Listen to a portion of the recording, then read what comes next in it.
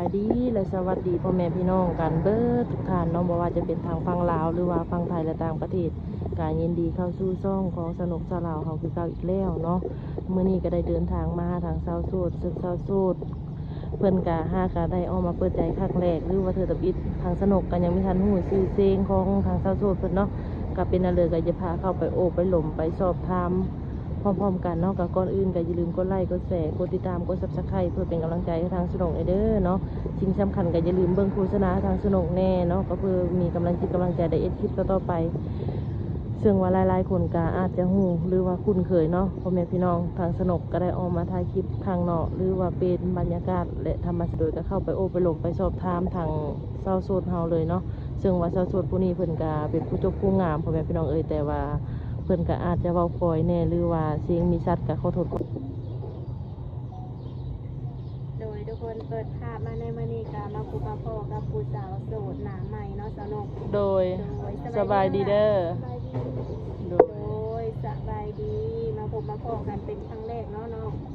แนะนำชื่อในดูน้องล่ะชื่อลินน้องลินชื่อน้องนารินน้องนาดินเหรอ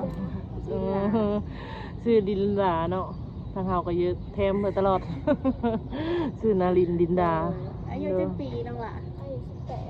อายุ18ปีเคยสั่งครอบครัวบ่เคยยังบ่เคยเนาะโดยว่าผู้แพ้เคยโอลมบ่เคยอยู่เนาะแต่ว่าตอนนี้เลิกลาตอนนี้เลิกลากันเป็นที่เรียบร้อยก็คือโสดสถานะในโสด100%บ่โดยที่ผ่านมาน้องเคยโอลมผู้บ่าวรุ่นข้าวเดียวกันนี่บ่แต่คือน้องมาเปิดใจในมื้อนี้ได้สะน้องล่ะน้องมักผู้บ่าวอายุจักปี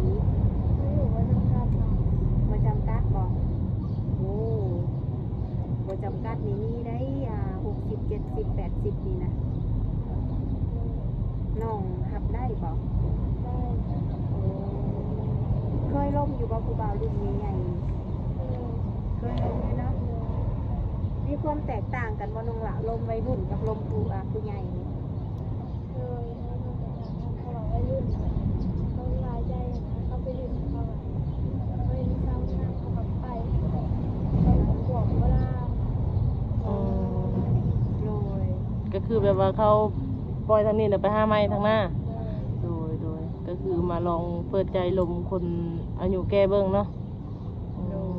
วันนี้ลมกับผู้ใหญ่นี่เป็นอะไรเพิ่นแบบผู้ใหญ่เข้าใจเป็นแบบผู้ใหญ่โดยแน่นอนนะเพราะว่าเพิ่นเคยผ่านประสบการณ์มาแล้วเนาะโดยลมวัยรุ่นนี่ชีดินชีเที่ยวเจ้าชู้ได้ใจเนาะแต่ลมกับผู้ใหญ่นี่เพิ่นเสียใจเฮาดูแลเฮาเนาะโดยอันนี้ก็คือความแตกต่างเพิ่นก็อาจจะเป็นผู้นำได้ดีกว่าวัยรุ่นคือกันเนาะน้องค่ะโดยและน้องแบบต้องจำกัดบ่ต้องลาว่าต้องเอาผู้บ่าวลาวผู้บ่าวไทยผู้บ่าวต่างประเทศ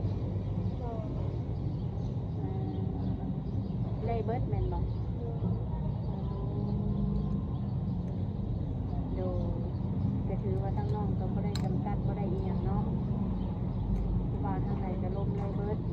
โดยห่างความหมายได้เนาะเพราะห่างความหมายลูกติดโดยเราเลยได้เบิดเนาะ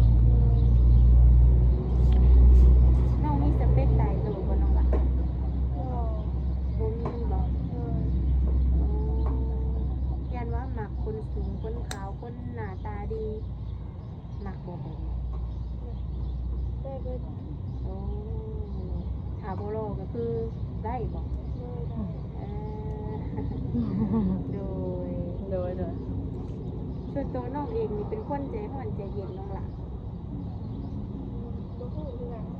เป็นสถานการณ์ก่อนทั้งน้องนะใจร้อนหรือใจเย็นความหมาย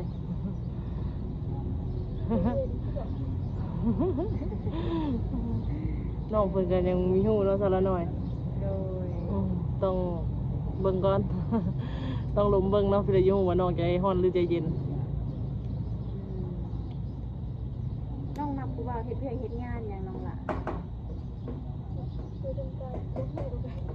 กัน แบบลูกค้าเพิ่นลงกันแบบเข้าใจกันก็ได้แต่เป็นผู้ใหญ่นะคะ โดยเรียกงานของเพิ่นนี่บ่จำกัดขอแค่ว่าเพิ่นเข้ามาหาเฮาแล้วบ่เฮ็ดให้เฮาลำบากเดือดร้อนโดยผู้บ่าวกินเหล้ากินเบียร์สูบยาได้บ่นี่ ได้ คือได้เบิดเนาะสูบยาก็ได้โอ้มักอยู่ว่าจะเพิ่นจะสู้นี่น้องล่ะบ่มักบ่โดยก็บ่มีไผมักหรอกเนาะเพิ่นจะ โดย สู้เนาะ โดย คือแบบว่าคือน้องเนาะก็เป็นผู้สาวเวลาไปหันไปหนีผู้บ่าวเขาบ่ได้แซวบ่ได้จีบคนน้องล่ะ ที่รู้ เออ ว่าน้องอะไรแบบบ่ได้กินหาแบบตั้งใจเฮ็ดเวียกตั้งใจหาเงิน คือปัจจุบันนี้น้องเฮ็ดเรียก เฮ็ดก็ว่าออกแล้วมันก็ออกวัน2-3มื้อ โอ้เป็นเรื่องได้คือว่าได้ออกน้องล่ะ นั่นจะออกหาแบบใกล้สิฮอดยามไห้ยามนาออกมาเฮ็ดเวียกแต่พอใช้แม่ เอ็นนั้นแหละเราค่อยกลับเข้าไปอีก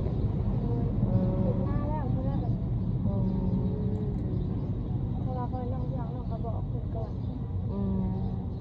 คือว่าพอคนล่วงหน้าแล้วเนาะถ้าว่าแล้วให้เดียวหน้าก็จังมาเฮ็ดน้ำเพิ่นใหม่ในเฮือนน้องนี่มีกันจักคนซะนี่ มันสุดท้ายคนหลายทุกคนเพิ่น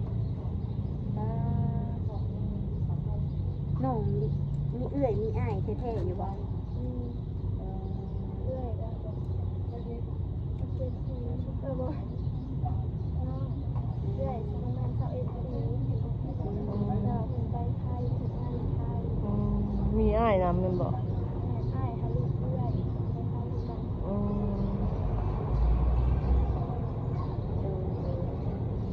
คือน้องก็ยังมีน้องสาวอยู่เหมือนน้องสาวน้องชายน้องเป็นลูกคนที่เท่าไหร่น้องล่ะ สอง คนที่สอง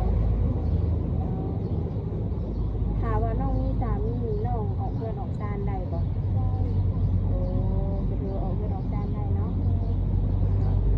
ไปอยู่ไปสั่งสาน้ำสามีได้เนาะ โดย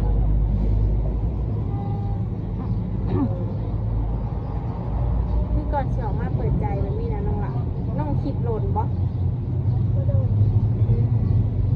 เป็นอะไรคือว่าอยากมาเปิดใจมีผู้แนะนำบ่ บอกคนผู้เปิดติดทำมาแล้วทางที่ทางเรื่อยมาเลย โดย หลิวไหว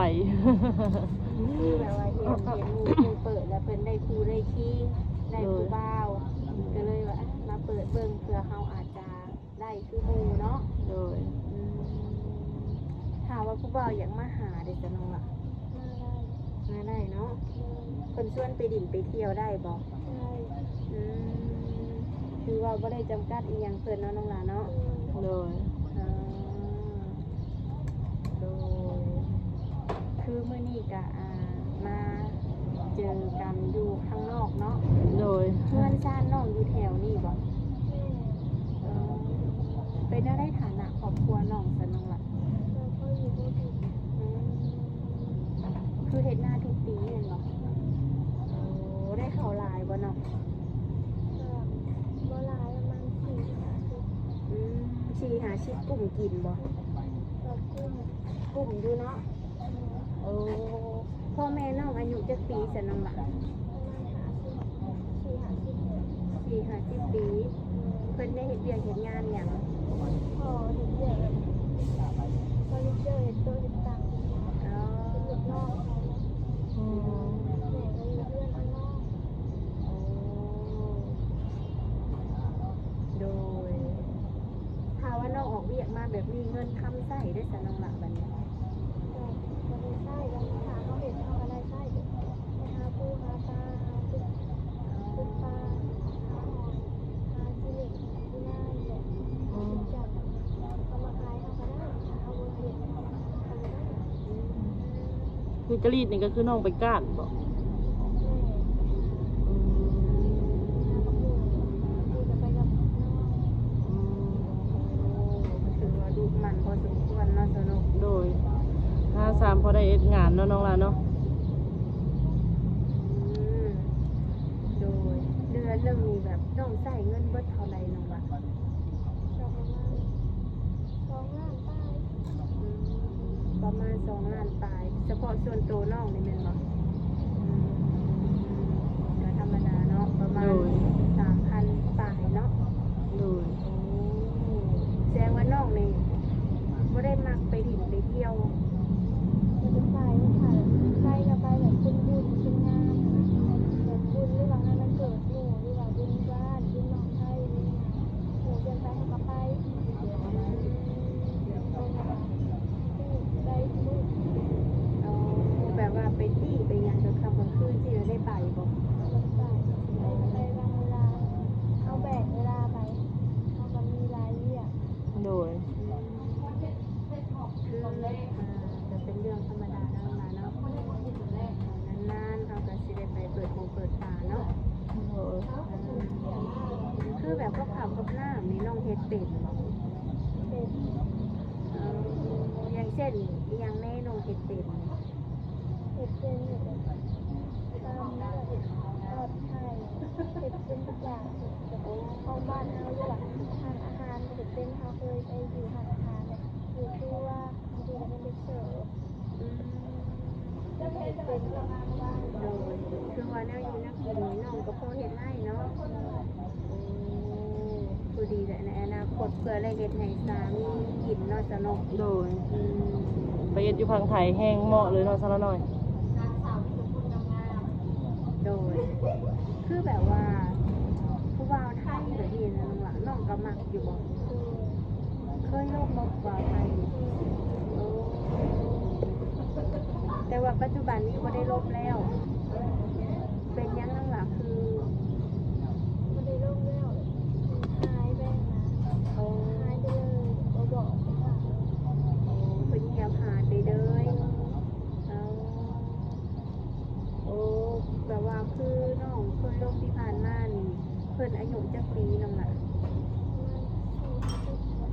40-50บ่โอ้น้องก็คือเคยลงรุ่นใหญ่แล้วเนาะ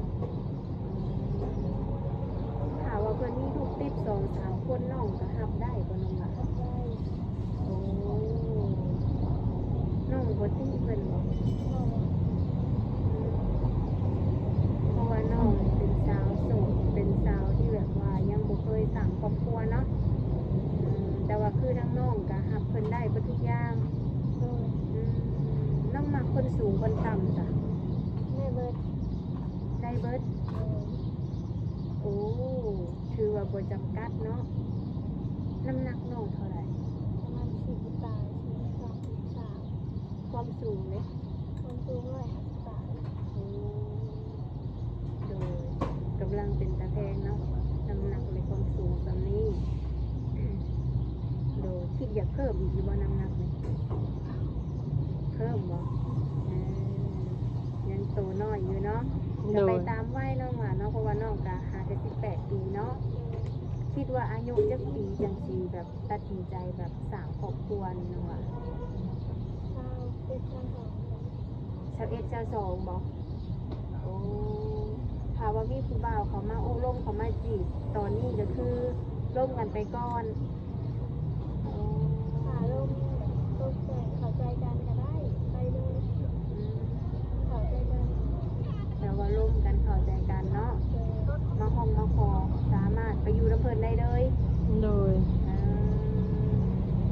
โดยก็คือว่าเกี่ยวกับหนุ่มๆน้องบ่ได้มีขอติดเนาะผู้บ่าวที่ดาวเป็นเบียได้เบิด โดย สูงต่ำก็บ่ได้จำกัดนะน้องหลักอายุก็คือบ่ได้จำกัดเนาะ โดย น้องเคยเห็นนะผู้บ่าวอายุตาเนี่ยหน้าตาเพิ่นนี่น้องหับได้บ่ ได้พอช่วงนั้นเราคือสนใจ เอา ช่วงหนึ่งถึงจะมาหาถึงจะพาไปดูผักพาไปซื้อเสื้อผ้ามาเบิ่งเพื่อน คือมีหนุ่มไทยมาหาแล้วเธอหนึ่งโอ้เป็นอะไรหลังจากเห็นตัวจริงเพิ่นนี่ จะไม่ได้ก็ได้ทำได้ ทำได้เนาะแต่แบบเพิ่นก็บ่ได้สานต่อบ่น้องล่ะโอ้